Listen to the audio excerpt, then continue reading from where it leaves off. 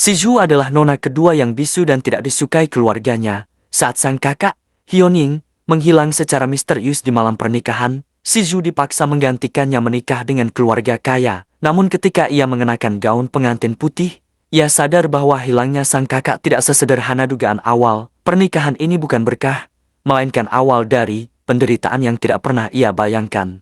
Si Zhu awalnya menolak pernikahan paksa itu. Suaminya, Bai Xian, bersikap dingin. Ia lalu melepas kerudung dan sarung tangan. Si Zhu sangat marah. Namun tiba-tiba, pria itu melepas mantelnya dan dengan lembut memakaikannya pada si Zhu, lalu berlutut memasangkan cincin. Sikap kontras itu sempat menumbuhkan sedikit harapan di hati si Zhu, meski kenyataan setelah menikah jauh lebih kejam. Setelah menikah, si Zhu hidup seperti boneka yang ditinggalkan. Selama 3 tahun, suaminya tidak pernah menyentuh atau menemuinya. Ia duduk sendirian di rumah besar itu, menahan sepi dan kehampaan. Demi mempertahankan pernikahan, ibunya mengancam akan menghentikan biaya rumah sakit ayah kandungnya jika si Zhu gagal menjalani peran sebagai istri keluarga Bai. Si Zhu bertahan selama 3 tahun karena sebuah kontrak pernikahan, isinya kejam. Ia tidak boleh mengajukan cerai lebih dulu dan tidak boleh mengungkap identitasnya sebagai istri Bai Xian. Jika melanggar, ia harus membayar 2 miliar won. Si Zhu menandatanganinya tanpa ragu. Demi menyelamatkan nyawa ayah kandungnya, ia menelan harga diri dan hidup seperti janda di usia muda. Suatu malam, si Zhu diculik, sebilah belati menempel di lehernya. Gangster itu menelpon Bai Xian untuk meminta tebusan, namun suaminya justru berkata dingin bahwa mereka boleh membunuhnya. Telepon ditutup. Mendengar itu, hati si Zhu hancur. Ia sadar, bagi suaminya, dirinya memang tidak pernah berarti apa-apa. Air mata mengalir, dan harapan terakhirnya pun lenyap. Merasakan hati yang sangat perih, si Zhu menginjak gas dengan kecepatan penuh, sehingga mobil yang ditumpangi si Zhu mengalami kecelakaan hebat. Sementara itu sang suami dengan kecepatan penuh menuju ke tempat lokasi si Zhu. Si Zhu kemudian keluar dari mobil dan beranjak pulang. Dalam kekacauan, mobil yang ditumpangi si Zhu mengalami kecelakaan hebat. Untungnya ia selamat. Ia pulang dengan tubuh luka dan hati remuk di kamar mandi, sambil menatap bekas luka di lehernya. Sebuah ide berbahaya muncul di benaknya. Untuk pertama kalinya, benih kebencian tumbuh. Ia tak lagi ingin bertahan sebagai istri yang diabaikan dan diinjak-injak. Tak disangka, Bai Xian pulang dengan wajah panik. Ia sebenarnya telah menyelidiki ancaman itu, namun terlambat. Melihat luka di tubuh si Zhu, ia akhirnya sadar betapa serius bahaya yang mengintainya. Ia memerintahkan penjagaan ketat dan berjanji melindunginya. Namun bagi si Zhu, semua itu datang terlalu lambat. Kepercayaan yang hancur tak bisa kembali utuh. Si Zhu kembali mengingat masa lalu. Saat sang suami berlutut memakaikan cincin saat hari pernikahannya, si Zhu menyangka suaminya mempunyai sedikit perasaan padanya. Si Zhu melihat handphone foto sang suami dan foto yang penuh tanda tanya. Hatinya pun hancur dan hanya bisa menunggu waktu berjalan. Beberapa waktu kemudian, si Zhu kembali bekerja sebagai penerjemah bahasa isyarat. Di sana, ia bertemu kembali dengan sahabat lamanya yang memahami dunianya. Senyum si Zhu kembali terlihat, namun kedekatan itu membuat Bai Xian cemburu. Untuk pertama kalinya, ia takut kehilangan istrinya. Ia mulai menyadari bahwa si Zhu bukan boneka, melainkan seseorang yang bisa pergi kapan saja. Saat mengunjungi ayahnya di panti jompo, si Zhu akhirnya menangis dan mengaku bahwa ia tidak bahagia selama ini. Ia ingin melarikan diri dari pernikahan yang menyesakan. Malam itu, ia mengenakan kembali alat yang dulu diberikan ibunya. Dengan ponsel gangster di tangannya, si Zhu menyusun rencana. Kali ini, ia tak ingin menunggu atau pasrah lagi. Si Zhu menyadari bahwa satu-satunya jalan keluar adalah menghancurkan kontrak pernikahan itu sendiri, bukan dengan air mata, melainkan keberanian. Ia tak lagi ingin hidup sebagai bayangan atau korban. Di balik wajah bisunya, tekadnya kini lebih keras dari siapapun. Malam itu, si Zhu melangkah maju, siap mengubah takdir apapun harga yang harus dibayar. Setelah 3 tahun menikah, ia mengambil keputusan berani demi memancing perhatian suaminya. Ia mencoba memotret dirinya sendiri, berharap itu bisa menjadi alasan terakhir agar pernikahan mereka berakhir secara baik-baik. Namun saat melihat hasilnya, ia merasa belum cukup meyakinkan. Ia pun mengubah sudut pengambilan gambar, memilih detail yang menurutnya mudah dikenali. Sebuah tanda kecil di kakinya menjadi ciri yang ia yakini tak akan salah dikenali. Si Zhu kemudian menggunakan ponsel lain untuk menghubungi suaminya. Percakapan singkat namun canggung terjadi di antara mereka. Ia memberi isyarat bahwa dirinya memegang sesuatu yang penting. Tak lama, ia mengirim foto tersebut. Sambil menunggu respons, kegelisahan memenuhi hatinya. Ia berharap langkah ini cukup untuk membuat suaminya melunak dan mempertimbangkan ulang sikap dinginnya selama ini.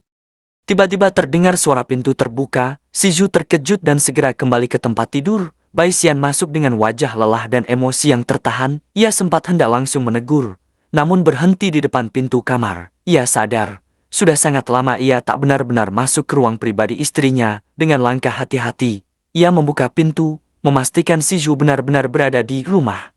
Meski berusaha tenang, naluri Siju merasakan kehadiran suaminya yang semakin dekat. Saat Bai Xian melihat sesuatu yang mencurigakan di tempat tidur dan hendak memastikan, Siju dengan cepat menghalanginya. Firasat buruk langsung muncul di benak Bai Xian. Ia teringat percakapan telepon sebelumnya dan mulai menyadari bahwa masalah ini lebih serius daripada sekadar kesalahpahaman biasa. Siju akhirnya mengungkap ciri khusus yang hanya orang terdekat yang seharusnya tahu. Namun alih-alih marah, Bai Xian justru menanggapi dengan sangat tenang. Ia mengajukan pertanyaan balik yang tak terduga, membuat lawan bicaranya kehilangan arah. Dari jawaban yang terdengar ragu, Bai Xian semakin yakin bahwa semua ini hanyalah upaya manipulasi dari seseorang yang bersembunyi di balik ancaman palsu. Dengan tegas, Bai Xian menolak tuduhan itu dan menyatakan bahwa ia mengenal istrinya lebih baik dari siapapun. Setelah menutup panggilan, Siju menyadari bahwa tindakannya hampir menciptakan masalah besar. Ia menarik selimut erat-erat, sementara Bai Xian yang gagal mendapatkan jawaban merasa semakin gelisah. Ketegangan memuncak ketika mereka akhirnya saling berhadapan tanpa kata. Siju menutup mata, bersiap menghadapi apapun yang akan terjadi, namun Bai Xian justru menghentikan semua ketegangan. Ia berbicara tentang pekerjaan dan masa depan, menyuruh Siju membuktikan kemampuannya dengan cara yang benar. Sikap dingin yang selama ini memisahkan mereka mendadak berubah, membuat Siju bingung dan tak mampu membaca perasaan suaminya. Keesokan paginya, Bai Xian menyiapkan sarapan sendiri. Perhatian sederhana itu membuat hubungan mereka sedikit mencair. Namun ia kembali menyinggung pria yang ditemui Siju sehari sebelumnya. Meski Siju menjelaskan bahwa itu hanya kenalan lama, Bai Xian tetap waspada. Ia mulai menduga bahwa ada seseorang di sekitar mereka yang mengetahui terlalu banyak rahasia pribadi. Malam harinya, Bai Xian meminta pendapat teman-temannya terkait ancaman yang ia terima. Dari analisis mereka, ia menyusun rencana balasan. Ketika panggilan kembali masuk tepat waktu seperti biasanya, Bai Xian sengaja memutuskan sambungan dan memancing reaksi. Tanpa disadari Siju, situasi kini sepenuhnya berada dalam kendali suaminya.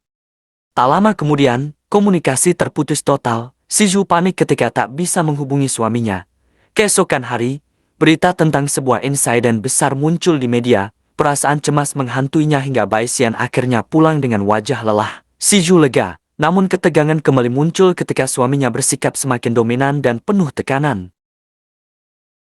Bai Xian membawa Siju ke kamar dan menyuruhnya duduk di atas tempat tidur. Ia mengaku bahwa orang yang pernah mengancam mereka kini menyerangnya secara langsung, dan orang itu tampak jauh lebih mengenal Siju dibanding dirinya. Bai Xian sempat ingin memastikan kebenaran foto yang pernah dikirim, namun tangannya terasa berat. Di hadapannya bukan sekadar istri, melainkan cinta pertamanya yang dulu tak pernah terungkap.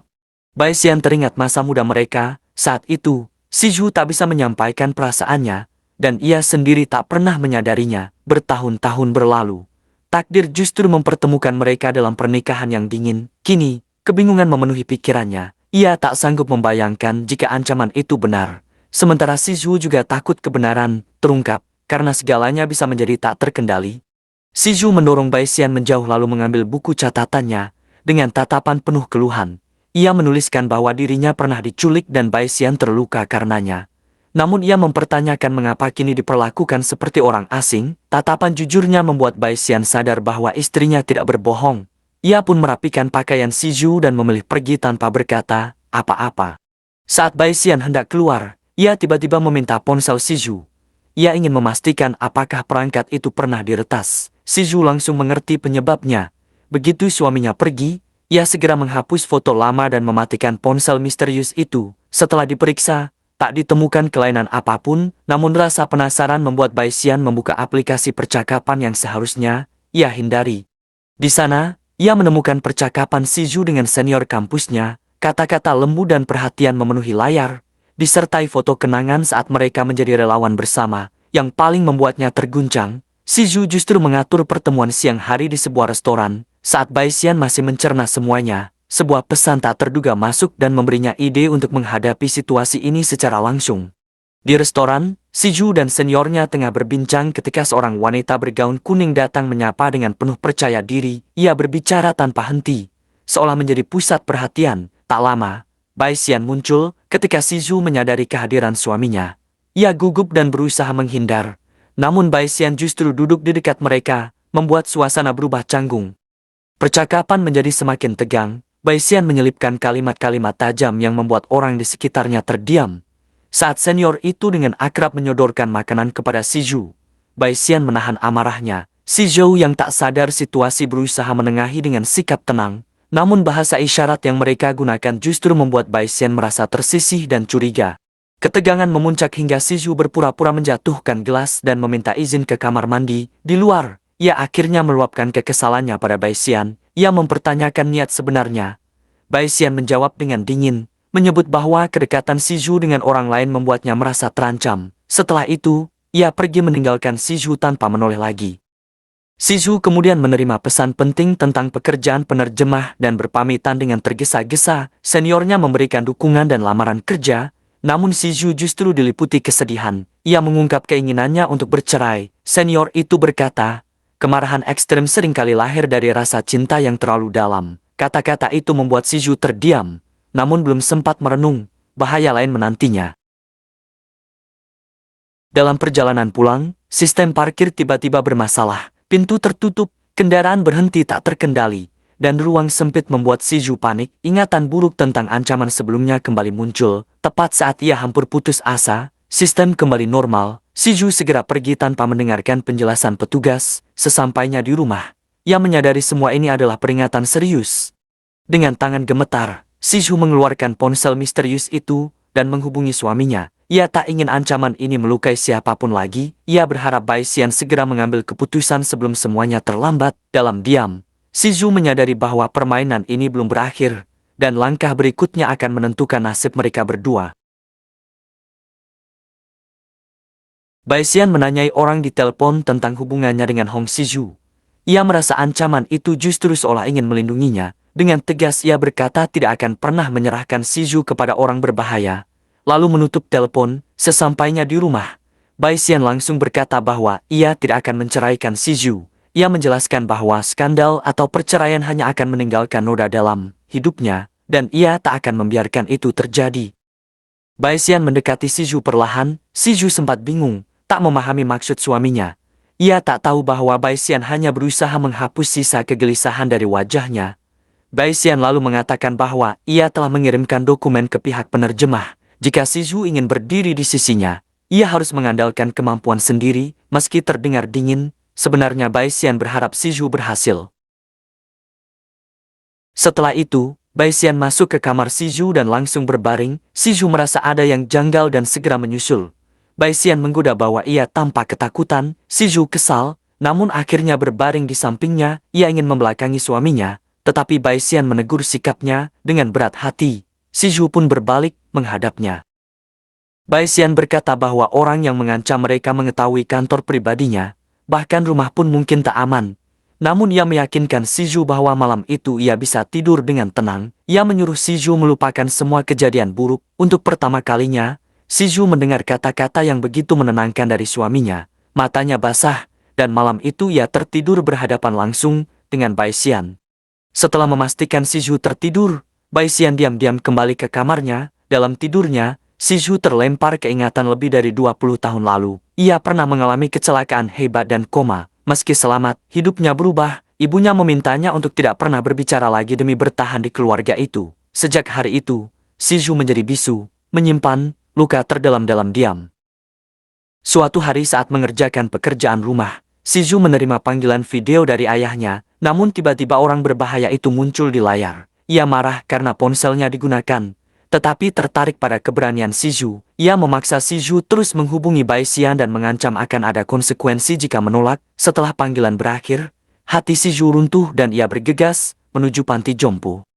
Ayahnya ditemukan terbaring tak bergerak. Pihak medis menjelaskan bahwa ia hanya disuntik penenang dan tidak terluka. Polisi meminta si Zhu ikut ke kantor untuk laporan. Di dalam mobil polisi, rasa takut membuatnya mual dan lemas. Saat berjongkok di pinggir jalan, si Zhu merasa hidupnya begitu menyedihkan. Ayah sakit, ibu dingin, pernikahan yang rapuh, dan masa depan yang tak pasti. Tiba-tiba iring-iringan polisi muncul, diikuti sebuah mobil mewah. Bai Xian turun dan meminta polisi menyerahkan Si Zhu kepadanya. Meski ragu, polisi akhirnya mengizinkan. Bai Xian menenangkan Si Zhu dan berkata bahwa orang itu telah menemukan lokasi ayahnya. Mulai sekarang, ia akan mengurus semuanya, termasuk memindahkan ayah Si Zhu ke tempat yang lebih aman. Dalam perjalanan, Bai Xian menyadari bahwa semua ancaman ini berkaitan dengan dirinya. Ia teringat ancaman untuk menceraikan Si Zhu yang pernah diterimanya. Kini, targetnya berubah menjadi ayah mertuanya. Melihat Si Zhu menangis terseduh, Bai Xian merasa sangat bersalah. Ia berjanji akan melindungi keluarganya. Saat ia memanggil ayah Si Zhu dengan sebutan ayah, pertahanan Si Zhu runtuh dan air matanya tumpah tanpa henti.